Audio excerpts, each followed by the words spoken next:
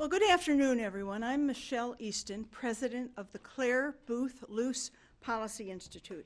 And I want to thank you for joining us and welcome you to October Conservative Women's Network.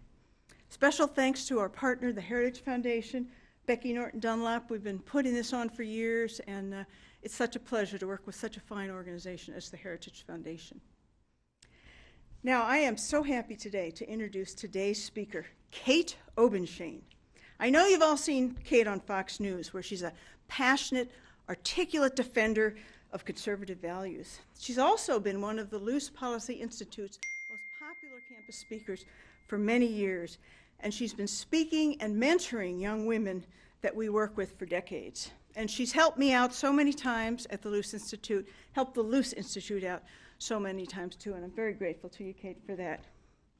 She's also been in almost all of our great American conservative women calendars, and our 2013 calendar's out. We did a little differently this year with not only beautiful women, but beautiful scenes of America. And here's Kate from March of 2013, and the quote on her page from Claire Booth Luce: "Courage is the ladder on which all other virtues mount." That was Claire Booth Luce, and other great ladies have spoken about courage as well. Kate, we love having you in our calendar. Now, Kate today is going to be talking about how, despite lofty claims of unity, the left is really dividing America with their radical policies. Kate's not just a regular guest on Fox News, but on many other TV stations as well. I saw her on Larry Kudlow just earlier this week on CNBC. She appears on many radio shows. She speaks all over the country. And at the Claire Booth Luce Policy Institute, we're especially honored to have Kate as a member of our board of directors. Kate came out of the University of Virginia, where she wrote for the conservative paper there, and she was a student leader organizing campus events and one giant statewide event, right? She came to Young America's Foundation right out of college, and she took a lecture program, which was small, and made it into the biggest, best lecture program in the country. Then she left YAF for some other important things, and then she came back and served as a vice president for a number of years until quite recently. Kate was also the chairman of the Virginia Republican Party from 2003 to 2006. And in that capacity, she garnered national attention when she led the charge against tax increases and expanding the role of government. The Virginia Republican Party had been going through some pretty rough times about then. It was a scandal that one of the leaders had done some... Yes, before Kate, unauthorized taping, but she straightened it out and set the party for smooth sailing. She then served as Senator George Allen's chief of staff, and while she was working for Governor Allen as his chief education and health advisor. That's when she recommended me for the Virginia State Board of Education, and he appointed me to that. And she also got to work with Becky Norton Dunlap at that point, because Becky was serving in the cabinet of George Allen as well. So we got to work with Kate on state level issues as well. Now, Kate is the author of a new book, right there, called Divider in Chief: The Fraud of Hope and Change. And we're selling the book outside, and she'll be signing copies for you if you like after she speaks. Kate was born into a family of conservative leaders and activists in Virginia. She's a graduate of UVA, as I said. She resides in Winchester with 4 extraordinarily wonderful children, especially her youngest daughter, who is one of the most gracious young ladies I've ever seen. I want her for myself, but I get to visit with her every now and then. But a wonderful activist for our cause. Please join me in welcoming Kate Obenshain.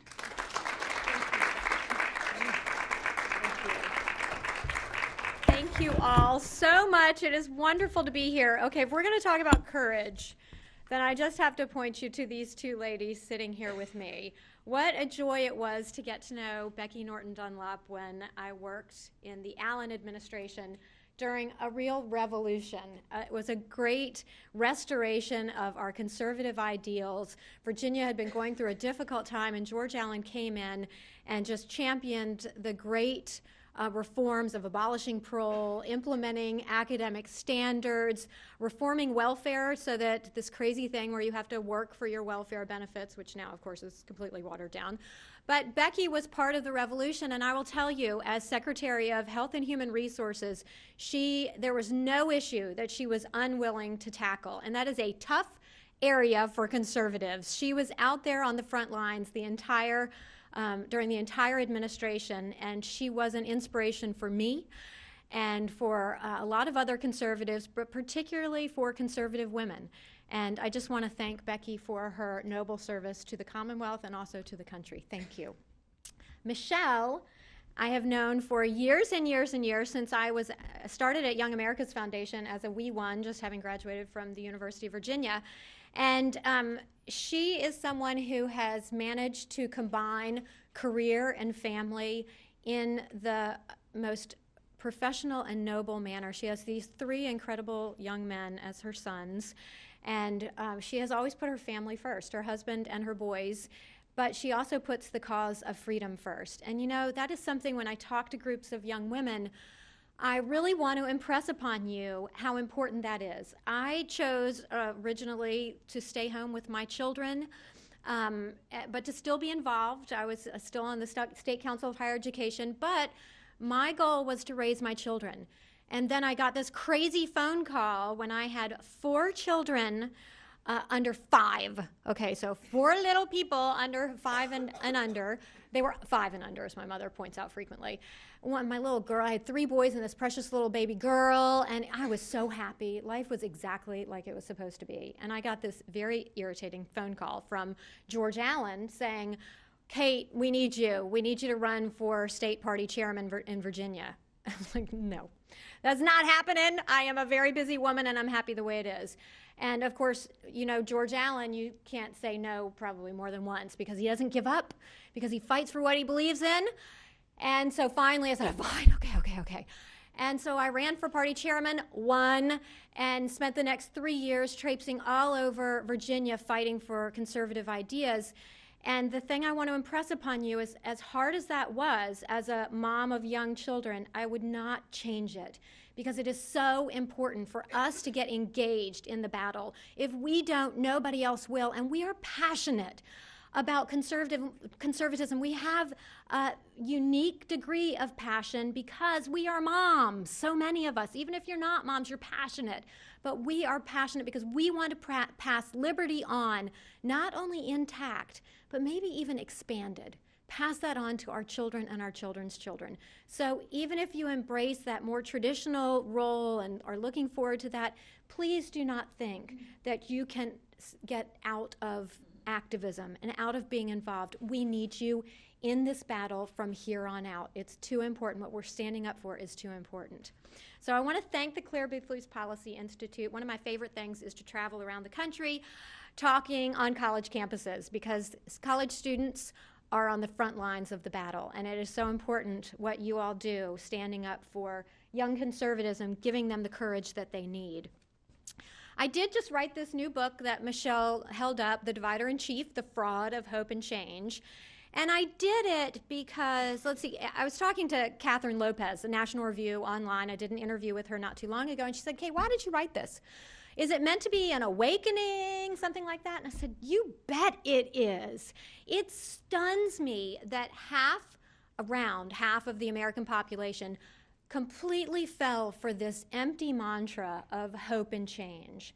The Obama administration was going to be that transcendent administration that brought us all together. That is why Barack Obama earned the White House, because he said he was going to be the great uniter. Remember that beautiful inaugural address, and it was glorious, where he said to conservatives, I want to listen to you, especially when we disagree. Okay, nice, beautiful, beautiful idea. And he was going to meet with conservatives in Congress once a week. That was a great idea, too. He met twice, 2 times.